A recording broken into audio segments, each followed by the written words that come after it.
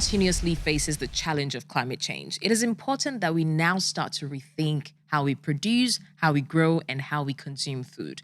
When we talk about sustainable agriculture, it's not just a buzzword, it literally is a game changer in food production. So, today we are discussing sustainable agricultural practices, and it's two in one. We're talking about reducing environmental impact, and we're also talking about increasing social responsibility. It's not every time that we blame other things but ourselves for the inability to produce food as much and as well as we need to. We have an amazing guest with us in the studio today. He is an agriculture entrepreneur and he is specialized in livestock production and cash crop production. I'm not going to say too much so I don't let the cat out of the bag. But right after this breather, we go straight into the conversation. So stay with us. All right, welcome back. This is The Grow Podcast, and my name is Blessings Mosugu. I'm your host on the show. It's an absolute pleasure. Every episode, we bring you interesting conversations surrounding agriculture, sustainable agricultural practices, and the likes. And today we have an amazing guest with us in the studio. Like I said, he's an agriculture entrepreneur, and he is the founder and CEO of Creed Farms. And I'm talking about none other than Mr. Kolawole Segun. Oh, and by the way, he's also the co-founder of Hacer Farms, right? Yes, Agric. Hacer Agric. All right, Mr. Kolawole, thank you so much for joining us. You're welcome. You look amazing. I would have known to wear my gilia. How are you feeling today? Yeah, I'm very good. I'm very fine. Thank you. It's great to have you join us. Thanks. Okay, so you are the founder of Creed Farms and also the co-founder of Hacer Agriculture. And by the way, he co-founded with one guest that you're very, very, aware of or very familiar with, and that is Omotola Farms. Shout out to Omotola Farms. So I will start by asking, and this is a question that I always ask anyone that is in, the agricultural space. What inspired you to get into agriculture? You're into livestock production, broiler and eggs, I think, and also cash crops. What inspired you to go into agriculture, especially that specific type of agriculture? Yeah, thank you for the question. So basically, I'm so passionate about agriculture right from my childhood. Because when I was a child, then I have a okra farm at the backyard of my house, whereby you or your parent? Your personal? Yeah, oh, sure. wow. So I do sell to a woman at the market, so an old woman. So during the dry season around December, so she was like, my boy, where is the okra? I was like, man, there's no rain, so I have no okra. So she was like, wow, she'll have to go to my 12 to source for okra. So that was when I know that, I have a problem I'm solving. Me selling the okra to her, I'm actually solving the problem for her. So since then, I've been so passionate about agriculture that, I need to do this. I need to just create opportunities for people, like make food available for everyone and make everything quite easier for people. So that's basically what inspired me into agriculture. So growing up, so I had to just decide which aspect that I want to go into. So I studied animal science in school. So from there, so I actually know that I have that passion for animals, like the chicken, the goats, the sheep. I'm passionate about it too. Yeah, so about eating it. So I'm very passionate about animals, like their welfare, their well-being, and also from there I had to just, in this life you have to diversify to other things. So then, and I was like, so cocoa is like a major is our oil before during the 70s, during the Awolowo, and also our source of export. Yeah, so the cocoa, the cashew, the rubber, the coffee, and those are like our major source of GDP then. So I'm like, I need to just go into this cocoa, go into this cashew, and I need more money, you understand? Is the money? Let me just say the money just pushed me to the cash crop. Right. Yeah. So, and how has it been since then? Yeah, it has been amazing, sincerely. He goes, he has his shiny teeth. Shall not go into livestock and cash crop production like this. Okay, so but I know that there's no successful business without its challenges. I'm sure you'd have gone to your breaking point at some point where you feel like, this thing is not working, and you're like having to rethink your decision. Did that ever happen, and how did you navigate it? Yeah, sure. Basically, like let me just go into the livestock production aspect. Yeah. Like our major challenge now is the cost of feed. because the cost of it is quite like it's on the high side. The bag of broilers starter now is around 26,000, 27,000, And 28,000. what was it before? Before it was around when I started then it was around 2,700, 3,000. Wow. Yeah. So that like the cost of feed and feed takes about 70% of our cost of production. So that's our major challenge. Then our other challenge is the market. You understand? So and there are times where you just have you would produce the broiler and people will not want to buy. Like people will be like, oh, it's too expensive. You understand? Whereby cost of production for a chicken, you are spending about 10,000 naira, and you want to sell, and people are saying they want to buy for 8,000, 9,000, especially the market women. So Yeah. the pricing and the marketing is quite a challenge for us. And though we are trying to just break even, but at the moment we are still pushing, and I'm very sure that we are going to get to where we are going. I mean, still talking about, we'll come back to the challenges, but I want us to touch on the topic for today, which is sustainable agriculture. Okay. And it's a two-in-one conversation because whenever we talk about agricultural practices, the use of technology, the use of chemicals and things, we try to put into consideration climate change because that's one heavy conversation. And also, today I want us to spotlight, because I've said it before, and I think I mentioned it to you, that it's not every time that we blame the government, we blame climate change. What are the things that we can do? What are the sustainable agricultural practices that we can do, as farmers or even as an agricultural country that can help mitigate the effect of climate change and even help increase production? So I want us to get to that for a bit. We'll still come back to some of your personal questions. Okay. But what would you say are some key sustainable agricultural practices that you heavily endorse, that you advise people to, practice? Yeah, sustainable agriculture, let me just explain it. So it's like the method and the approach of that we are using in producing our crops, our animal, our Yeah. proteins for today that is not going to compromise our tomorrow, you understand? So the method for the crop farming is basically the reduction in the use of fertilizer and all those chemicals and herbicides and like pesticides. So there are ways that we can just use biological method of control, and also we can just depend solely on chemicals like on the farm. And also the planting of cover crops, you understand? So whereby, for those cover crops, they fix in artificial nitrogen into the soil. So we can't just keep planting cassava, cassava, cassava.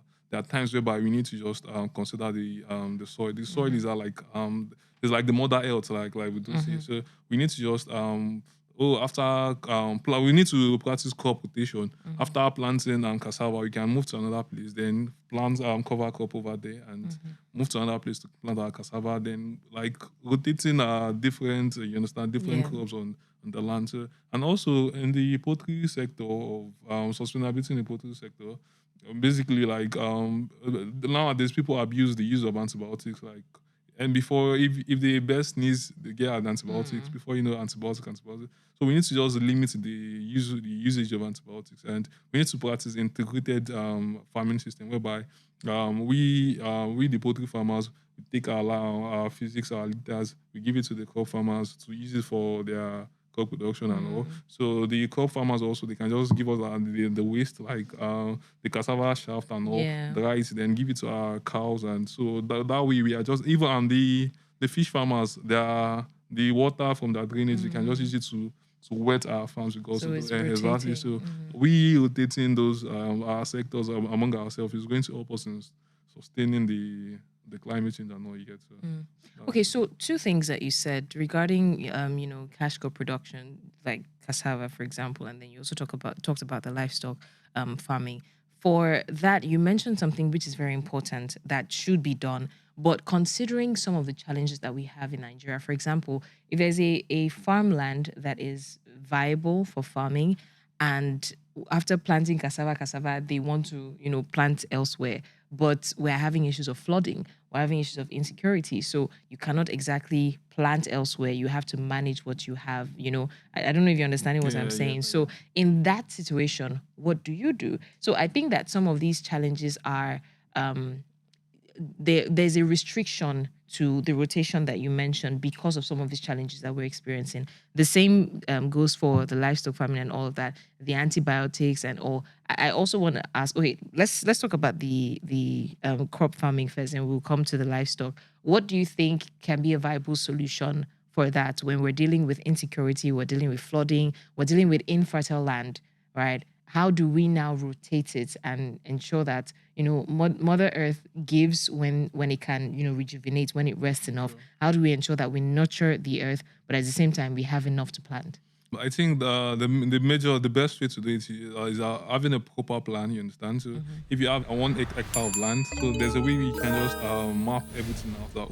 That we need to just plant our root and tuber crops. That is the cassava. We need to plant our cover crop. You understand? So like mapping everything out. So then you can now start rotating Within the same land, within the same land, and right? also you can increase your spacing, like the plant spacing. Whereby the you can maybe this is a standard spacing. You can double it so that you can just have a cover crop in between. You understand? So and also there's something we call mulching. Also, you can also mulch like just mulch the cassava. So there's not going to be a direct sunlight on the soil. You understand? So that way we are preventing the soil from leaching and all. You get so that way we can actually help in sustain our. So talking about the livestock production now, you mentioned if an animal sneezes, antibiotics and things like that. What do you think are the effects on not just the animals now or the poultry, but on humans themselves? Because again, it boils down to the consumption. So all of these things at the end of the day affects these livestock that eventually affect the people. What are the effects that you Yeah, think of? basically the antibiotics, like when you keep using antibiotics on an animal, Mm, the animal builds resistance against the antibiotics. You understand? mm, So in that way, when a man consumes such animal, yeah. like it's still going to go into the man also. That is that resistance is going to go into the man. Mm, Even the farm workers also, like that. We are just transferring the resistance, the zoonotic effect of the antibiotics. We yeah. are just transferring to ourselves, like from the animal to the man, and also that way it is actually very bad. You understand? So Mm. it is not helping our health. Elsewhere, it is not helping us, and so it is very bad to our health. Mm. So, aside you had mentioned the prices of things that have skyrocketed, and I Yeah. think that's on a general scale. What are some other challenges that farmers face, and even individuals? You don't necessarily have to be an active farmer. There are some people who just plant in their backyard and all, but they really want to practice sustainable agriculture. What are some other challenges that they face that hinder them from practicing sustainable agriculture? The high cost of capital, you understand? I Mm, think that's the number one thing, because if you want to go into farming now, you have to have a lot of money mhm, with you. So the second thing is the market, you understand? So there are some crops whereby to get the market is quite difficult, you get. Though there are some crops they have readily available markets, you get. So we need to just consider the market that what I want to do, they have markets for it. That's like a challenge, you mhm, understand? So and also like weather and climate also, because you want to do some specific crop in your area, the crop might not be very good in such mm, area. You understand? So waste management also, because if you want to have a poultry maybe somewhere around this place, around this Victoria Island Lekki, yeah. so it's going to be like it is actually not advisable, because you can't even last a day having a poultry Mm. farm here, Why because is that? the smell from the Oh, because true. your next neighbor is going to call the Lagos State Environmental Mm. Service. Like, hello, you understand? And it's So mostly yeah, industrial, so exactly. So yeah. you need to just go far away and away from your comfort zone Mm. to set up such facilities. You get so those are like the challenges that individual might face if they want to go into agriculture. So let's talk about the people who do not necessarily want to be farmers or they don't want to go into full scale agriculture. They just want to practice this subsistence in their houses. What role can they play in sustainable agricultural practices? Individual having like a backyard farm in the house, like a garden and all, like it is actually very good. I do advise people to go to do that for Mm. like, because they can't actually like it's still helping us in improving our food security, whereby you have your broiler, you have your chicken, like your chicken, the chicken you're eating in the house, you are rearing it yourself. Maybe you have a pepper farm, like a tomato Mhm. garden at your backyard. Like it is actually very good, sincerely. It's very good. I encourage people to do that a lot. Mm. Okay. So I think I'm also going to ask, what are the challenges that these individuals might face? Like, if I want to start a backyard farm now, what are some challenges that I should expect? Yeah. Before let me pick it this way. Before you start such, you need to just have the technical know-how of what you want to do. Like Mm, you can't just say you want to start a backyard farm now and just go to Google and start watching videos and all mm, you get to. You need to just ask an expertise on it that this crop I want to start, like where am I going to get the seed? How am I going to go about it? You understand? So mm, this animal, which feed am I going to give this animal that is going to go very fast? Which drug am I going to give this animal? You understand? Like you need an expert advice mm, before you can start anything. And also you need to consider your environment, also people around you, because you can't just start like I said, you can't just start your poultry anywhere because you need to know that this is the litters from the poultry. Where did I want to be dumping them? So you can't just have a poultry and be dumping them on the street or somewhere that is going to be affecting people around. mm. So you need to just consider that the waste management and the technical know-how, and you need to just consider the cost also because you can't just start something and at the end you be like, oh, I don't have money to feed them, I don't have any money to continue, and you understand. So Mm. those are the major things. Okay, so let's talk on a national scale now. You did mention that some of these cash crops, especially cocoa, were the primary things that boosted our GDP as at then, Yeah. some years back. What do you think could have gone wrong that now, even what we have, which is oil, we still battle with it? What do you think could have gone wrong that, excuse me, we went from being the primary or major source of farm exports to not even having enough and having to import some of these things? Where did we go wrong? Yeah, I think the very first thing is like the government policy. It was actually not like the government had to just shift the attention from agriculture to the oil. So that is actually a very bad Mm, thing for us. And the second thing is we individual ourselves, because a lot of people just want to go to the city to just do the white collar job. Nobody wants to go to the farm. mm, Like then that is the trend. Then just finish your school, maybe from Ibadan, just come to Lagos. You yeah. are from Osun, just go to Ibadan and just start something. You understand? So everybody wants to work in an office. Nobody wants to farm. So Mm, that's a major issue then also. And also like urbanization, like a lot of people in the village, in the rural area, they are selling their lands to real estate, and also that is mm, actually affecting mm, a lot of people. Deforestation, they are cutting down their cocoa trees, cutting down their cashew trees, cutting down their coffee trees just to sell the land at a very high price to the real estate, and also those are a problem for real. Those are a problem, a major problem. So Okay, so speaking of technology now, because sometimes it feels as though climate change is fueled by technology, but at the same time, we need it to work more effectively and produce better results. What role would you say that technology plays in livestock production and cash crop production? And how would you say that this can be infused in a healthy manner that doesn't further degrade our lands and cause more problem for us in terms of the weather and climate change? yeah, technology is actually a very good thing to come into agriculture. Like as of today now, we have drones that just go over crops and just detect diseases and Mhm. pests and all. You understand? So Mm, technology is actually a very good thing. And also we have statistical tools that you can use to predict your harvest. You can, like, there are a lot of right. statistical tools like that.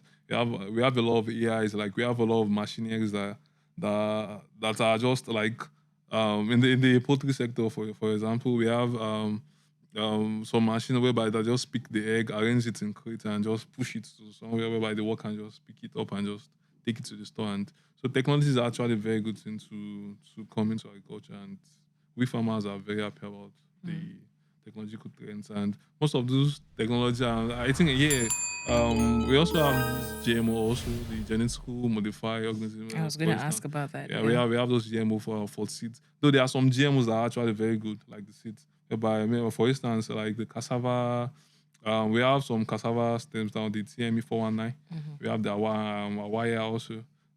Those varieties, you understand too. They have been genetically modified against some diseases like the cassava mosaic diseases Hmm. and some other stem diseases, you understand. So those are GMOs are actually not affecting we the consumers that we are eating, but they are just created to just build resistance against some certain diseases. You get so. So I'm glad that you mentioned GMO foods because I was, on another show some time ago, and we spent 1 hour debating the dangers of GMO food.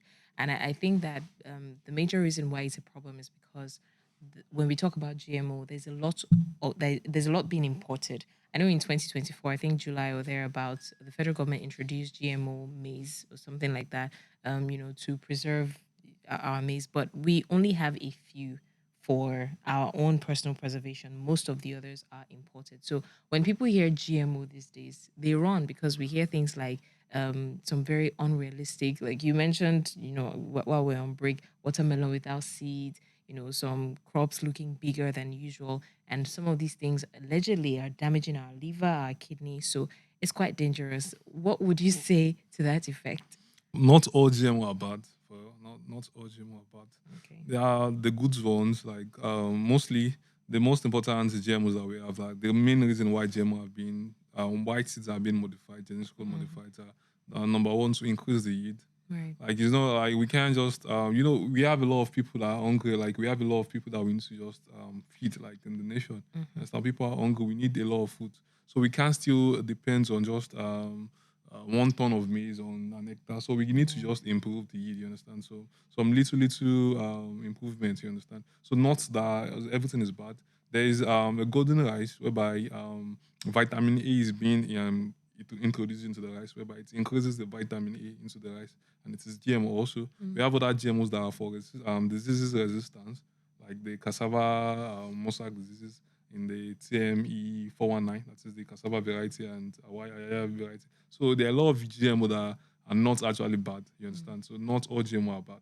So I want everybody to know that not all GMO are bad. We have the good ones, and we have some that are actually quite dangerous. But the ones that we have in Nigeria is quite okay because our research institute, the IT, and all, they are really trying in modification of our seeds and all. They are really trying. So that means we're saying that if there's a duplicity in the GMOs that are produced by us, Yeah. to take care of our own crops, it's safer than the imports. Yeah, very, very safe, very safe. Like I don't think there's a research institute of agriculture in Nigeria that's using seedless tomato or seedless cucumber or seedless what's it called, watermelon and all. Watermelon, So yeah.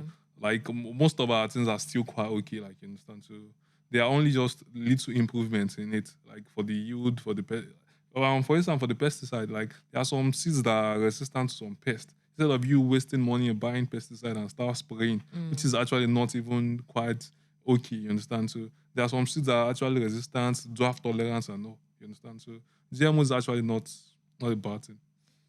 I'm glad that you mentioned it because before now, when people hear GMO, including myself, we run. It's actually not, it is not all GMO are bad. Not Okay. all GMO are bad. Okay, It's like we improving ourselves. Like me now saying I want to just I want to I want to buy a cream to my hair to grow more. I want to like have a body cream for my skin and all, you understand, to tone my skin more. But there are some that whereby you can just say that you want to go no surgery like the other guy, you understand. Goodness So me, that's yeah. like that's like going extreme, you get. So Hydration. so I that's get like it. going extreme. So at the moment, like there are still little improvement that are actually very good for us.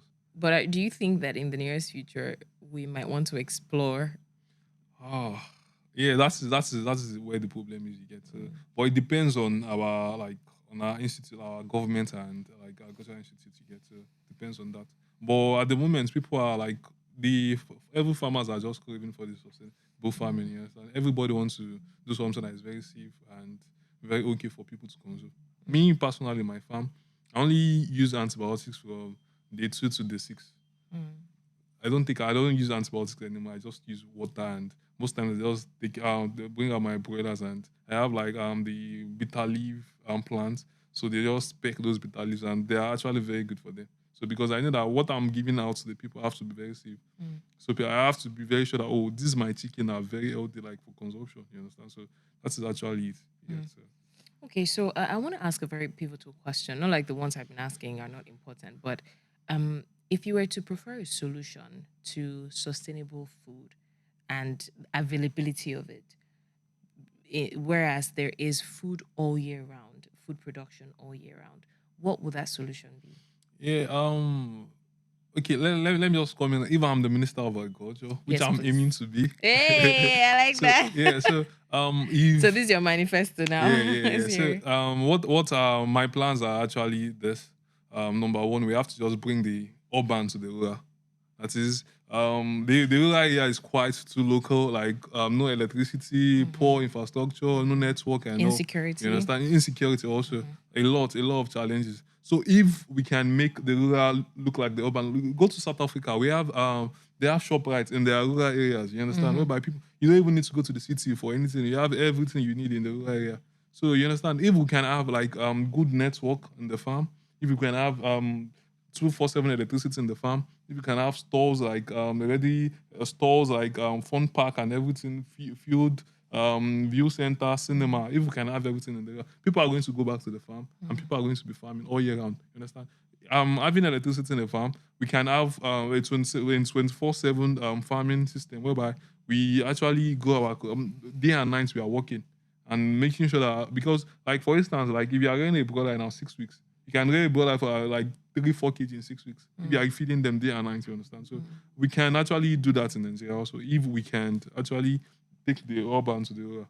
So like bringing infrastructures, machinery, and like make the rural area interesting and safe and like for real, we are going to have a lot of a lot of food because we have lands and people are just scared to go to the people are just scared to just like they are be like I don't want to be kidnapped, I don't want this, I don't want that. You understand? So So it's good you mentioned that because again, making these things available in the rural area is not rocket science. It requires prioritizing it. It requires funding, yeah, right? And that takes me to my last question because I'm sure those who have watched the previous episode will know that I'm a sucker for government investment partnership, right? okay. So, how would you rate the level of government participation or interest or prioritization of the agricultural sector? Because I believe that some of these solutions that we have, mentioned on ground, it's not impossible, but it just takes us setting our priorities right. Do we want to do this?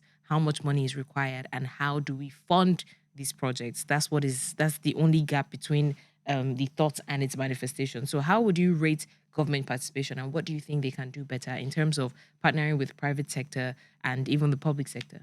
Yeah, the at the moment I can say the government are quite trying in like reviving agriculture. They are quite trying because like for instance they banning the importation of food into Nigeria. You understand? A lot of farmers made a lot of money last year, especially the cassava farmers, the rice farmer and all.